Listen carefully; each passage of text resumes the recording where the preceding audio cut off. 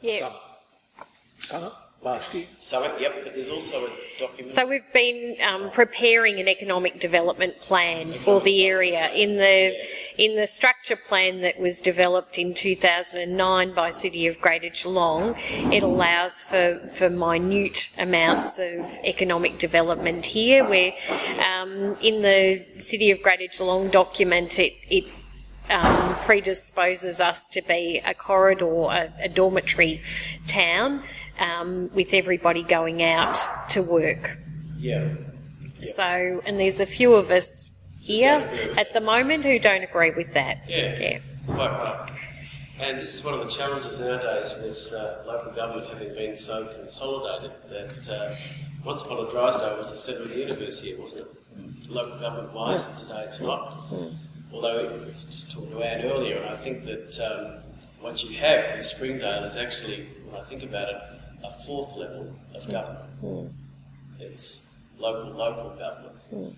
And I would argue that that's very, very important. I guess part of the issue is how do you take on whoever is calling the shots in Geelong and saying, no, we're more than just a dormitory suburb, we're more than a retirement village, we're more than just a place that you pass through to get to other places. And I guess, and you were saying that there are particular qualities of Drysdale that Drysdale thinks are important. So in the surveying we did last year, one of the key things that most of the business people said was that it's the friendliness of Drysdale that is our key feature. And I was gobsmacked that absolutely everybody from whatever industry I was speaking to, they all said that was our key feature, which is fantastic. What I find interesting about that, although incredibly challenging, is, well, firstly I hear that, and for me that actually makes sense. I could imagine some people feeling a bit sceptical about whether friendliness is that important. To me, if you're serious about it, it actually makes an enormous amount of sense. The challenge is, how do you keep friendliness consistent with an expanding, changing place? That could be a challenge, but nevertheless, promoting that makes any bit of sense to me. I was over in Sorrento the other day. I took some of the family over on the ferry, and it was funny. I sort of had to hold back from saying hello to people in the street because I thought, I'm not in my town, at the moment. I don't have any problems, and many people, they all say hello back or whatever, and I'm not sure if it's that actually helps to promote it, but I just didn't feel I could actually do it over in Sorrento. It was so funny. Well, I come from that side of the way, and I'm happy to tell you Sorrento's not a friendly place. Oh, okay. No, it's another place. It's visually stunning. It's an amazing place to be, but I would never have described it as friendly. And definitely not at this time of the year. And we're a challenge, people come into a new town. What are their basic priorities? Building the house, we've got to make sure the jobs secure, building the kids in the school, we've got to make sure they're fed, their clothing, we've got to get to know the next door neighbours and whatnot, the next door neighbours, you do a check on the neighbour before you buy the house, you're buying out the sticks, what's the game, what's your passion, what's your drive, I think it's very challenging to get the newbies engaged. It's a real difficult task. This is the role that SpringDale, driven by him, this is the role that SpringDale is exceptionally well engaged with, the head and the heart of the newbies. But unfortunately, they're so damn busy surviving in this day and age, more so than they're so busy surviving. What's the priority? The kids do get up at school, are their mates good people? Are they,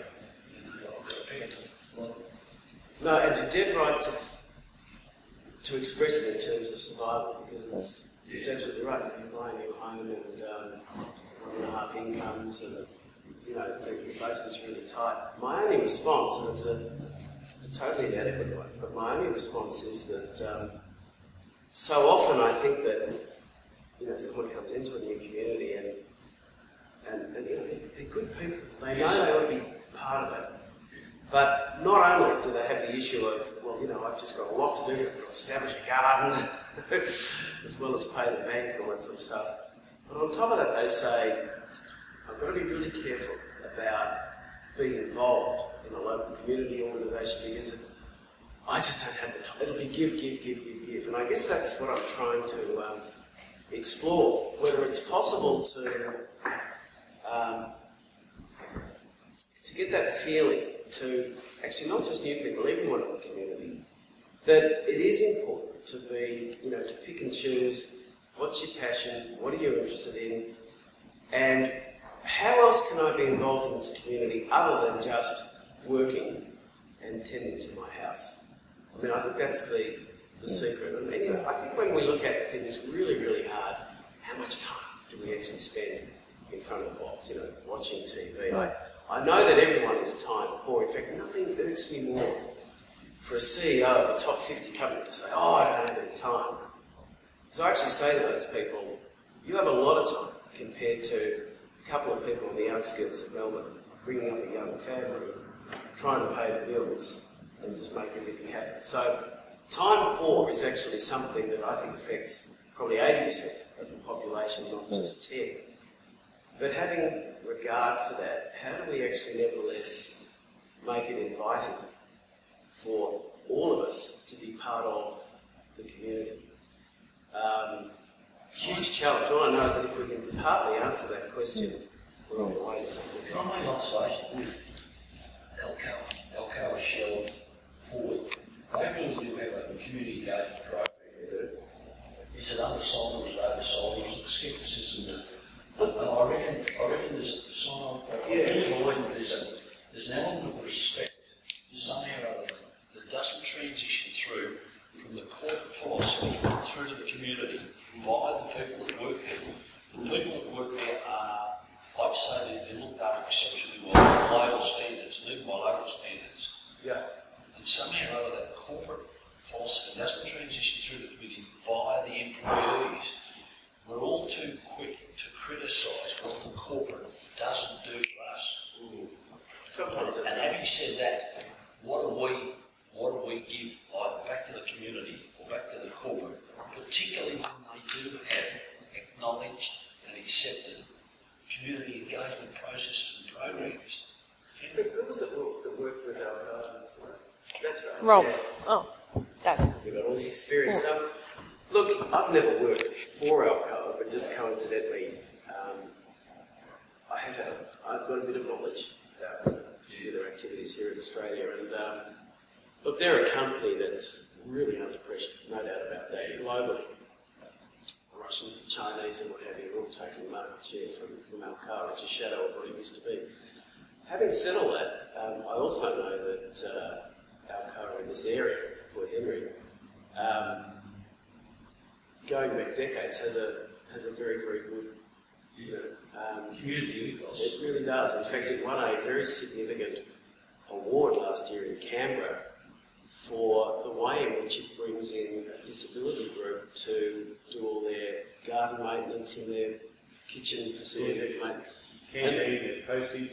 Yeah, and let me tell you, that's sometimes a hard. I know we're running off the track here, but I'll come back to being quite important. That's sometimes a hard decision for senior management to make because that activity costs Alcoa money. You know, they could actually do it in a more cost-effective way, but what they argue, and I think they're absolutely right, is the impact on their workforce because they've got, at any point in time, several dozen people with intellectual disabilities and what have you doing safe jobs. You know, they're not actually close to the furnaces, etc., as I understand it. And that actually sends a very positive vibe throughout the workforce. That's a good thing. By the same token, Big Alcoa is still a long way away from a place like Drysdale. And how one connects, I think that's work in progress, how a big corporate actually truly says we're doing our bit. And of course it's incredibly hard for Alcoa at the moment, because obviously the medium-term outlook is not positive as far as Point Henry is concerned. Very hard. Simon, could I ask a question? You talked before about the ESG factor or whatever. Yep. How do we encourage people, or how do we get people to work in that area, and how do we get those people then to advise the general populace about the importance of that sector? Look, it's happening anyway because, as I said, every major broking firm, every major firm that studies the stock market is now, and it's happening quite quickly, is realising that this is serious stuff, not just theory. So it's going to happen anyway. If indeed there's another snake oil salesman that says, I know how to work out which companies are going to be worth more in 10 years' time than today, let me tell you, there's a lot of people interested in that. And I shouldn't have said snake oil salesman, because it's actually quite true. Why not? Yeah, but all I'm saying is they're good marketing. They're actually saying, and all I'm pleased about is that it just makes sense to me. It's something I've observed over many years, anecdotally. As an investment banker, I've advised dozens and dozens of different companies, and I always felt that the ones that focused on that ESG, I could never put a finger on it, seemed to be in a better place than those that cut corners or tried too hard on the PR and the glitz and the nice photos in the annual report, but actually, deep down, they represented another ethos. And I think the truth is actually finally coming out. So I'm not all that concerned, what do you do to push it along? I think it's going to happen anyway. And in any event, as I tried to say earlier, the younger generation just won't stand for two-faced organisations anymore anyway. I mean, when I grew up, when I first got employed in the big world, it was very much me being polite. I never asked a question in an interview. Whereas, as I said before, it's now the other way around. Yeah. The good people know that they have choice.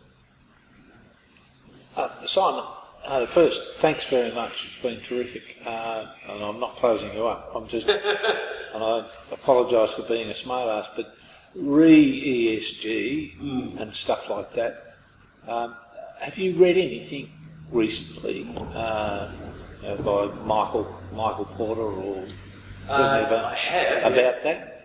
And could you tell us what it is so that I can... Sure. Michael Porter himself, and look, he's probably the world's foremost business academic, as I said, but there are lots of other people that talk about this stuff, and they also have their own turns of phrases as well. He invented this thing called shared value. And what he was... Was that the title of the book, or...? It could be. He's given lectures and he's written papers. Okay. Can I perhaps just try and give you an example? And it involves one of Australia's corporate guerrillas, Coles. I don't know if anyone works for Coles, I'm not sure who I'm about to offend, but Coles is a very big organisation, doesn't need any friends, it can look after itself, and it's often in the press alleged to have made life very difficult for local manufacturers and local agricultural suppliers, all this sort of stuff. It's a big corporate animal. And I'm not here to defend them at all. But I just want to tell you an interesting story, which I think perhaps sums up ESG a little bit in Australia in the current environment. 18 months ago now, and Coles is now part of the Wesfarmers Group, so it's part of a big conglomerate. And Coles, which employs close to 100,000 people, I think, realised that it had a major employee relationship problem, in that actually employees typically didn't really like working for Coles that much. So they put out this very comprehensive survey, and they pleaded with all of their employees to spend 3/4 of an hour, whatever, going through it, paid them to do it, etc. And the results were amazing, because under the question, what irks you most about working for Coles, they're expecting to get lots and lots of different answers, which they did actually, but particularly for people working in the supermarkets themselves, there was this amazing connection between the turfing out every night of all this fresh food. That's really what annoyed people most, working in the organisation. Now that was a huge problem for Coles management, because Coles has spent the last 40 or 50 years negotiating every municipal tips per unit cost of dumping food down to the lowest price possible. No one dumped food, no one gets rid of rubbish at a lower cost than Coles, because they were doing so much of it. And they would negotiate with the national, it doesn't matter. There's a national company that also... Association of Garbologists. And this was a huge problem, because even though Coles management had this lowest per unit cost of dumping anything, particularly food, their employees were saying, we don't like it. Even though the consumer standards are so high, you have an apple one day, the next day it's fallen on the ground, someone puts it back on the shelf, it's got a little dimple on it, can't be sold, but it's perfectly edible. And the story goes on and on and on. And the Coles employees were saying, it's just not right. And so, Coles management sat down with an organisation called Second Bite. There are 3 food recycling organisations, Second Bite's one of them. And they scoped out this pilot plan, whereby 1 or 2 states would come within this plan, and what Coles had to do was to actually pay for a couple of people to stay back each night and sort out the food that really did have to be dumped versus the stuff that could be recycled and given to Second Bite. And they tried that program, and it worked, and then wonderfully today it's being rolled out nationwide. All of a sudden, actually, just like that, you've got 5 million meals being provided for the community sector because of that decision by Coles. Now this is the catch though. It's costing Coles more money today to get rid of the food. So its cost line has gone up. Its profits have gone down. Why would it do it? Well, and this is the interesting bit, because there's a new wave of management coming through. I think someone who was 55 or 60, my age, wouldn't know where to start, how to justify that decision. But you've now got 30-year-olds coming through to see the world differently. And they can put, I would say, a very considered number on what the positive impact in terms of dollars on the typical employee who just feels better about the fact that Coles has now made 5 million meals for the community sector on an annual basis. I guess what I'm saying is this whole ESG stuff is taking it away from the traditional cost accountants. The cost accountants that could just work out very neatly the cost of a gold ingot, or the cost of an import, or power, or whatever. Going into another area is taking a whole of, not even company viewpoint, but a whole of society viewpoint. What is in the best interests of the corporation? Because it still has to earn a return on its profit, on its capital, and pay dividends. But starting to do it in a much more, I would argue, intelligent, challenging way. I think we're going to see lots and lots more of those examples come up over time. The reason I choose that one is that, Coles is not everyone's favourite company. It's seen as a big, tough company, and yet it did this. And secondly, it actually cost Coles a lot of money right across the nation on an annual basis. I hope that we're going to see a lot more of those sorts of tough decisions that I don't think would have been made 30 years ago. Now, interestingly, SMEs make them all the time without even thinking about them. Isn't that true though? SMEs? I think so. Have you looked at corporations? When you look at China, China's a giant corporation. But you look at the corporates in the other world, I reckon they've got too big some of them. I reckon they've got too big. They've lost the principle and the values of the SMEs have got. The SMEs are driven from the head and the heart. Yeah. And the entrepreneurial thing is not driven by their pocket. Yeah. Someone's got to drive and wants to make it happen. The SMEs have got the corporate gets lost somewhere. Tom, I absolutely agree with you, and Anne, this is an important point about smaller communities interested in their business like Drysdale don't ever underestimate the competitive advantage of SMEs. We don't talk about it enough, but let me tell you, it's powerful. And big businesses always worry about it, but won't ever tell you about it.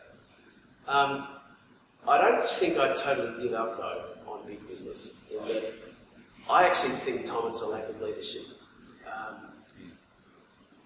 I hate to do this, I'm going to give you another quick example. One of the biggest companies in the world is GE.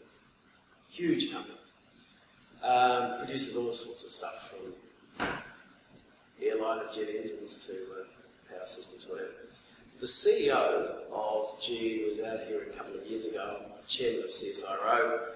GE has a lot to do with CSIRO, and I actually was with him for about a day and a half. We had to know another long-term agreement, but he also did 3 or 4 public occasions. And so I went to a lunch with him, sat down just like this, and he gave a speech. And I can't recall the exact timing, but it was a week in which the Gillard government was pushing hard with its carbon tax thing. And it was at the front, it was headlines every day.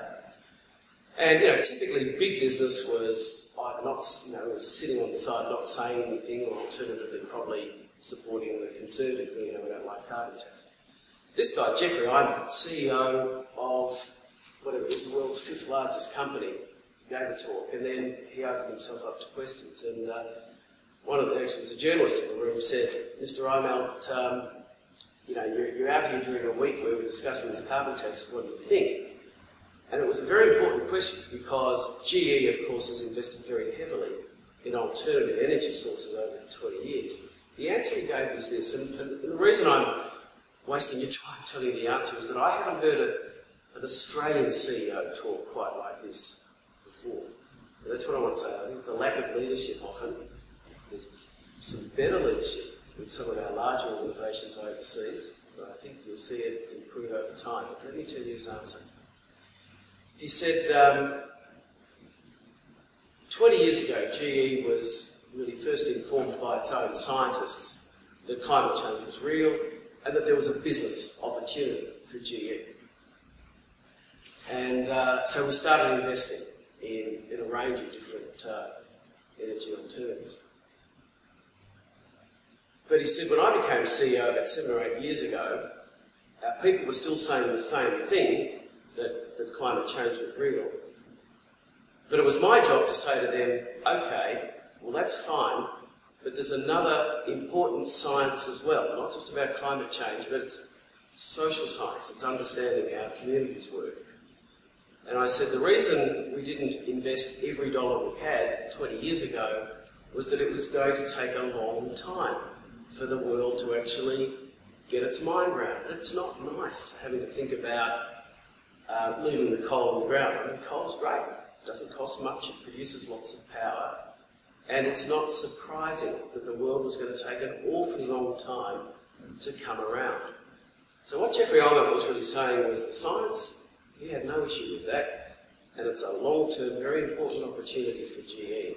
It is saying you've got to be part of the real world as well and understand that humans are sometimes slow to change. Do you know what? He was calling it as it really, really is. He was calling it, as he said, there was no political speech.